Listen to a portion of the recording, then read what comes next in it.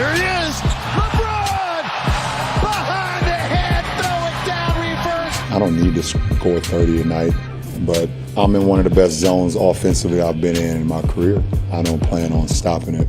That's just how I feel. I feel fantastic, shooting the ball extremely well. I don't go into the game saying, oh, you got to score 30 or you guys don't have a chance to win. I just play the game, and the scoring has just been happening organically. All right, welcome back to NBA Today. I'm here with Ramona, Richard, and Chene. So LeBron is saying that he is in the zone. Don't let him get in his zone. Richard, do you see anything different from him? No, honestly, the thing I take from that is that, over the course of his career, he has become extremely more humble as he's gotten older. Look, all kidding aside, look. Big fella's balling right now, kind of like Joel Imbeed is balling. There's certain guys that are balling, but unfortunately, his groove is not leading to the wins that they have over the course of the first 16 years or 17 years, 19 years, whatever it is of his career, and that's been the biggest issue for the Lakers. Well, you said be humble. Did you see what he said on Instagram? What he said? Oh, no, we're joking. No, at least he didn't go third person. I'm just saying, he said he should be guy. in the same conversation with MJ and Brady. Isn't he though? But he Next to is. rookie, somehow they're looking older. Just give him some bars. He had some time. Yeah, he's got some time. Look, he's just right now. It There's doesn't no matter. reason for him. He's already called himself the king. He does not need to be humble. I think he's out of control. I'm gonna write a rap. Oh yeah, I got bars. Don't worry about that. I think that with LeBron James, I don't mind him controlling the narrative. Yeah. Because the Lakers, they've been trying to find ways to win. They said, all right, you're gonna start with the ball in your hands. Actually, we're gonna start you at center, but no matter what, I'm gonna get 30. And so I think with AD back, they're still in the playoff position. Things aren't as dire as it seems, but I don't know what you think. Well, let's switch gears then to Anthony Davis, because what is the latest, Ramona? What are the chances that we could see him tomorrow at Brooklyn? I still think it's pretty slim at this point. I mean, look, when they upgraded him to questionable before that Miami game, everybody went, whoa. Right. I went, whoa. Just like that, right? And I think they did that in a way that, he's close, he's getting closer, but they knew it was probably unlikely he would play in that Miami game. He went through and did some work yesterday. He's going to do some work again before the game. I mean, it's possible, but they're really being cautious with it. I think he comes back sometime on this trip, as Dave McMenamin reported a couple weeks ago, but they can't get him back soon enough, because as somebody put it in the Laker organization the other day, each one of these games that LeBron is playing is like 1.5 games because of how much work he's having to do. Well, and we should note that the video that we just showed, it is a little bit old. It was before this road trip, because when he was shooting in Miami, he wasn't wearing a brace on that knee. But Chene, is the pending return of Anthony Davis, does that just, boom, solve all the Lakers' problems? No, all of their problems can't be solved through one player. It's going to have to take a collective, effort for them to all get back on track. But I will say this, I do like them being a little bit more cautious with him coming back on the road, because all those flights, it doesn't matter if they're private or commercial, they add up on your body. And so I like him coming on the latter half of the road trip, because I'm someone who's known how to deal with coming back. And I will say this, defensively, that is the biggest upgrade that you're going to get with AD back, because this is a team that right now has the 5th worst defense. They allow about the 7th most points in the paint ever since AD has been out. This guy has been an all-defensive player for multiple years, and that's the biggest boost that they'll have. They know that they have a helicopter in the paint that can swat things, and they can play more aggressive on the perimeter, and I think that will amount in more wins. So if it's one person, AD is a huge boost, but we all know that the Lakers have to do it together. One player's not good enough. Woo! Yeah, well, look, you look at it down there, 13-14 with Davis, 10-10 without them. Is there any difference? Is there any? Now I understand, before everyone starts going crazy, LeBron James missed a ton of that time. They were dealing with injuries at THT and Nunn, who's still struggling. So, they've had some issues there getting their entire lineup healthy. But yes, to answer the question, is Anthony Davis going to solve it all? It's not like when you're looking at Giannis and when you're looking at what his team's record is when he's in there. Ultimately, he's one of the top 5 big men in this league. He's one of the top 5 big men in the league, and whoever's adding that type of level of talent, it's going to be improvement, but they still collectively have soul searching to do once he comes back. Look, the only way the Lakers get better is from within. There's no help coming from the outside. They could try to do something at the trade deadline, but they really don't have the assets to get much done. And so it's on those 3 guys. Anthony Davis, LeBron James, Russell Westbrook. They made the deal over the summer. They said they were going to do it together. It's on them to figure it out.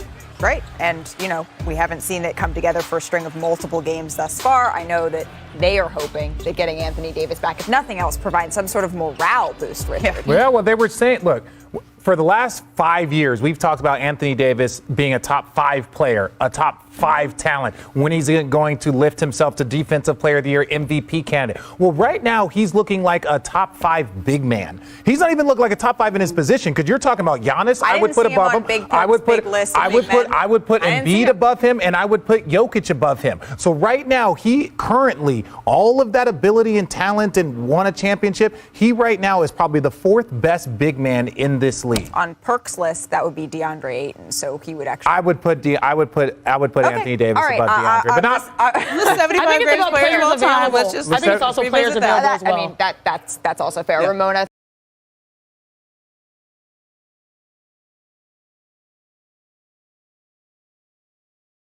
Which is not always the case at all.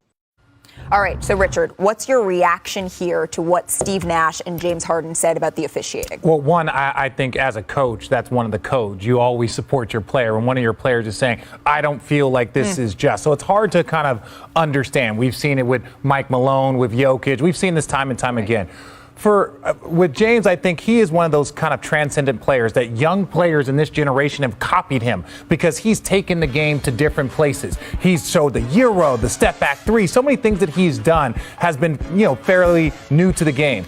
And so his inability to adjust to some of these new calls that every player in the league is having to adjust to, I think that's unfair. I think that's unfair on the league. I think it's a little unfair to him, but he's got to adjust. Your ability as a player to adjust will determine your greatness, and he's not doing a good job of it right now. Yeah, I just think, honestly, he probably didn't want to say too much, because he doesn't want to be that guy that's complaining after a loss. Like, if I were able to get a couple foul calls, you know that's not the case for this game. But what I will say is I do believe that James Harden is the poster child for the real change. Yes. And we both been in locker rooms. If we're competing against the Brooklyn Nets, right, on the court, I'm going to be like, yo, like, I'm just being physical. Let me play the game. You're telling the ref to James Harden, and the ref is going to be like, you know what? Let them play, because everyone knows he's easy to say that against more than other players in this league. So I understand that, this change, a lot of people have adapted at this point.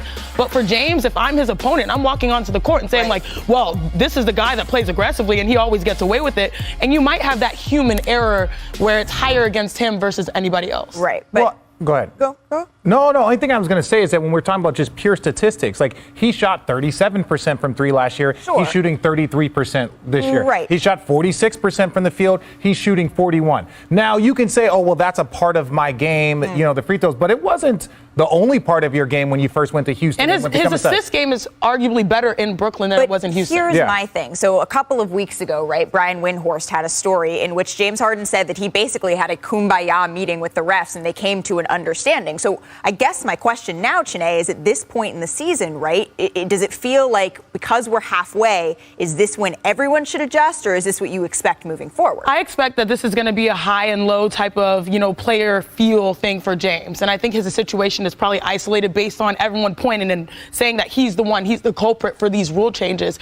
But were people saying Trae Young was the culprit earlier? No. But James was like by far. Trae learned a lot from James. Let's just say that. I mean, the numbers don't lie, though. No, they don't lie, because the NBA was trying to tweak some of this stuff. But this is what I think about James Harden. He's such a great player. He's one of the great players of this generation. You have to have the ability to adjust, if not just only you. And I'll also say that, if this is their greater issue, that's not a horrible issue considering Kevin Durant being out, meaning they're number 2 currently right now in the Eastern Conference standings. They're only 1 win back from being tied from first. They're still in a good position. I think he's just sort of both him and his coach are like, hey, we need to control this side of our narrative. Kevin Durant didn't have any trouble adjusting. Steph Curry didn't have any trouble adjusting. KD's like James Harden didn't have any trouble. KD never has relied really on foul calls. But I'm saying he's in that same book as the top 7 players. Joel Embiid didn't have any problem. Jokic I don't think he wanted to answer the question, Richard, but I think he just said, hey, I'm going to be honest. Well, that's a good way here. to get some of your money taken if you answer it. He's got plenty of money. Well, speaking of, let's talk about money. I actually want to revisit something, though, that happened a little bit earlier in the weekend. It was notable Friday in the Bulls game against the Bucks. So Grayson Allen, he picked up a flagrant 2 and was ejected for this foul on Alex Caruso. And it turned out that Caruso suffered a wrist injury that's going to require surgery, and it's going to sideline him for 6 to 8 weeks. And Allen has been given a suspension that is 1 game following the incident. So for more on this story, we have our senior NBA insider, Adrian Wojnarowski. So Woj, was Allen Allen's prior history considered when the league came up with the suspension? Malika, really more what was considered was the fact that Alex Caruso got injured, and the league is allowed to do that because initially it appeared that the league was going to allow just the ejection to stand, the flagrant 2 foul, the ejection of Allen from the game. And then when they found out the next day on Saturday that Alex Caruso had suffered a fractured wrist, then it was, they ultimately came to the 1-game suspension. But when you look at prior history for Alex Caruso, for Grayson Allen, he had 1 flagrant in the NBA. And certainly, you know what people were referring to. They're referring to Duke when there were instances of him tripping people, putting his leg out. That's not relevant to the NBA looking at. Now, it was Billy Donovan's opinion, and he brought up the history. And clearly that's what Billy Donovan or those in Chicago were talking about. But the NBA is looking at your history with flagrant fouls or plays where players may have get injured or somebody would consider it a dirty play. He had 1 flagrant in, I think, about 167 NBA games. I think the injury to Caruso essentially got him the 1-game suspension. Right, because the Bulls, long-term now, they have injuries to both Lonzo Ball and Alex Caruso. So are they looking into any temporary replacement options as we approach the trade deadline, Woj? Yeah, listen, they can sign some players to 10-day contracts. They can do some things, players on the margins, G League players. But, the idea that you're going to go out and make a significant trade because you have Ball and Caruso out for 8 weeks, it's not how they're going to handle it. Listen, they're still tied in the loss column at the top of the East. Of course, they're only 3 games away from 7th place. But this is a team still with enough talent with DeMar DeRozan, with Zach LaVine, who hopefully is back here in the next day or two. For the Bulls, they have enough talent, to continue winning. Now, certainly, they may not be able to compete to stay in first place in the East. Caruso, Ball are significant players for them, but you've seen them have developed some young backcourt depth this season. And this is a Chicago team that, they're going to get these players back. And they piled up so many wins. I think it's even more impressive given all the COVID issues they had, injuries they had, and the fact that they built themselves a cushion to withstand this, still be in the playoff chase, and get everybody back in plenty of time for the postseason. Well, and you still have someone like DeMar DeRozan going off for 41 points, right? And so this is a team that is incredibly deep. They're talented. Let's see what they can do without Alex Caruso for at least a little bit. Woj, thank you so much. Really appreciate you stopping by. But Woj did mention that the injury history, potentially that wasn't something that the league was considering, but it's something we're going to take a look at. So in 2016, while at Duke, Allen tripped an opposing player and received a technical foul. So he was later seen having a very upset reaction on the Duke bench. And then let's go to 2019 because it was at Summer League that Allen picked up 2 flagrant fouls within seconds of each other and then was ejected from the game. And it's very rare that you see something like that at Summer League. And then in 2020, Allen was seen trying to trip up, it appears, Trae Young on the court, which then prompted a Twitter exchange between the two. And Allen said to Trae on Twitter, "Damn, that must have really, really hurt. I'm sorry. I hope that you are okay." So coming back with the panel here, Chiney, I am curious, given Allen's history, and I know Woj said that really wasn't something that was considered, it was more the injury that occurred. Is a 1-game suspension fair, do you think? I think it's fair. And, the history part, I know a lot of people will say, oh, this guy has a propensity to do these types of things. You also hope that he can grow as a player. And I think it was really smart that Woj noted he's only had a limited amount of, flagrant fouls in his time, in the league. And a lot of people had even been raving about his performance, for the Bucks as of late. But I will say this, I think it was interesting. Duke at the time self-imposed a suspension on him for his behavior. I think these are like extenuating circumstances that Woj is absolutely correct. If someone's injured, you have to look at it again because this is a year where they're ramping up the physicality of the game. You're starting to see a little bit more of, scuffles, a lot of, hold me back, bro moments. And so you don't want these types of things to seem normalized. It just is unfortunate that Grayson Allen, once again, it adds to that long list of events.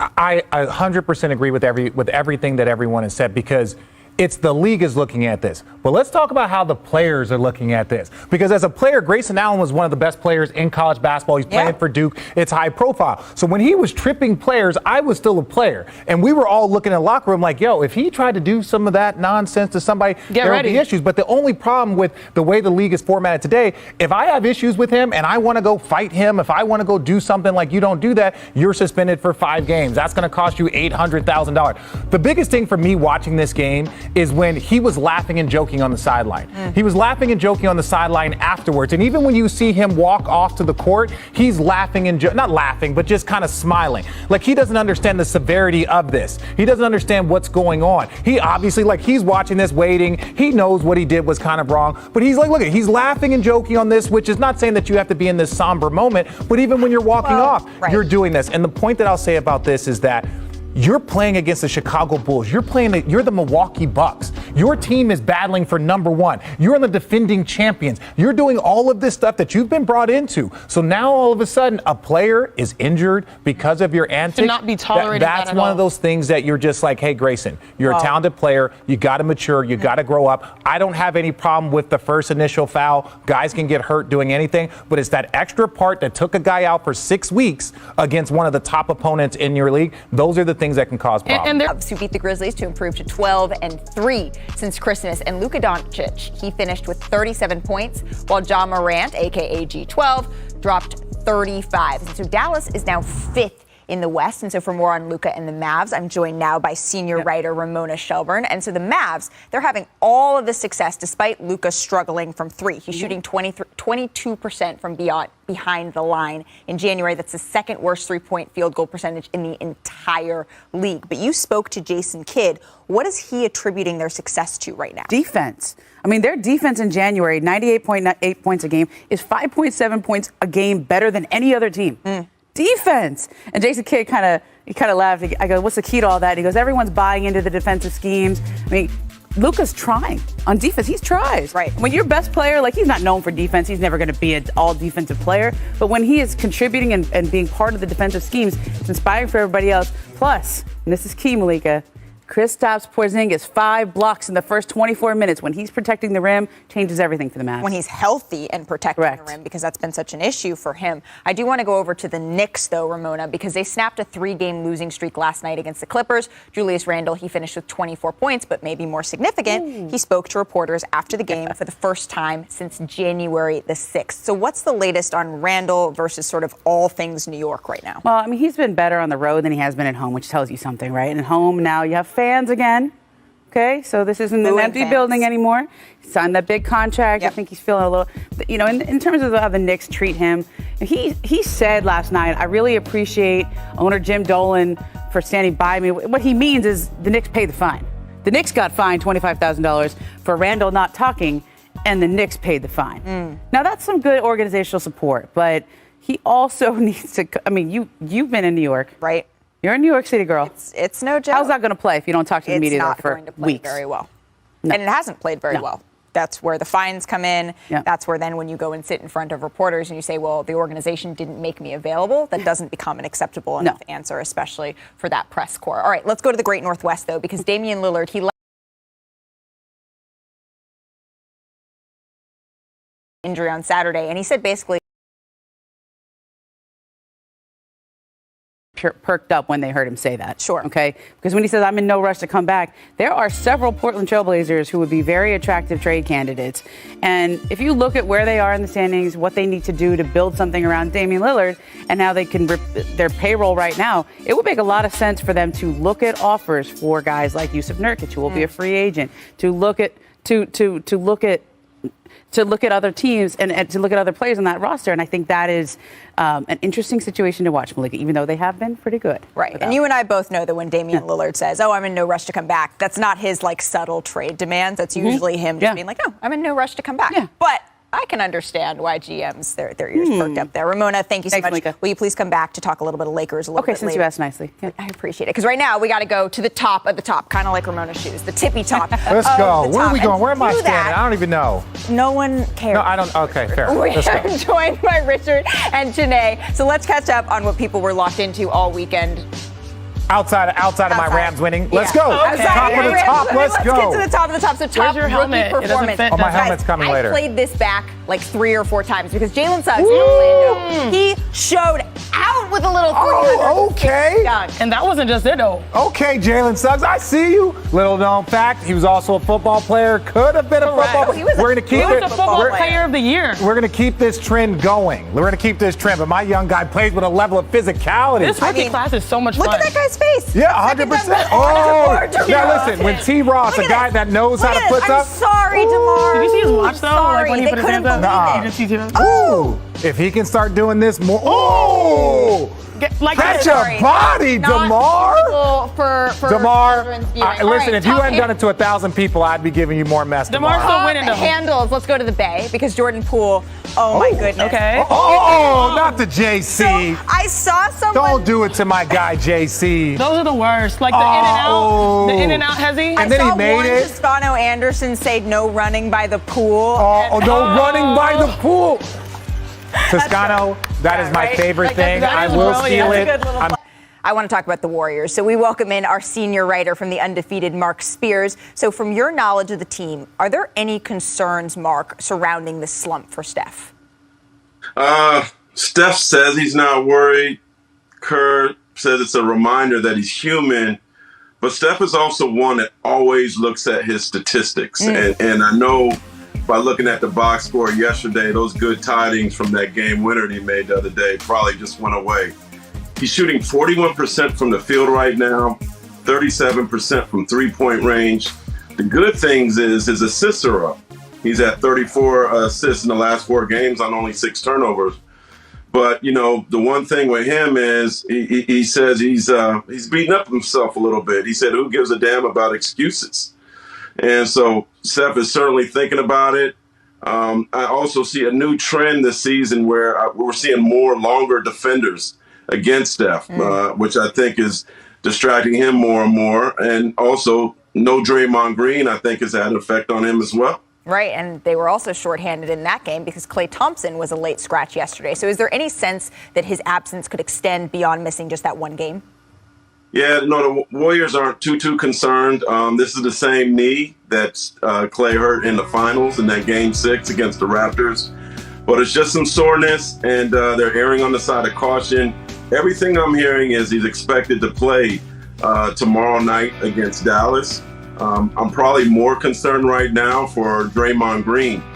This is, he still has another week before the Warriors reevaluate him. Right. But right now, I keep hearing there's no light at the end of the tunnel, and I'm wondering if perhaps this could go a little longer. He's the heart and soul of this team. The same way we saw with Gobert's absence, how much it's hurt the Jazz. I think you're seeing that with the Warriors right now. They need him on both ends of the court. But, it's very uncertain when Draymond will be back. Well, Klay, that's a bit of good news, right? And then, with those injuries that starts at some point in the body and are radiating at to different places, like Draymond with his back and his calf, we certainly hope to see him coming back soon. Mark Spears, thank you so much. Really appreciate you stopping by NBA Today. We will see you soon. But you know who has been on fire?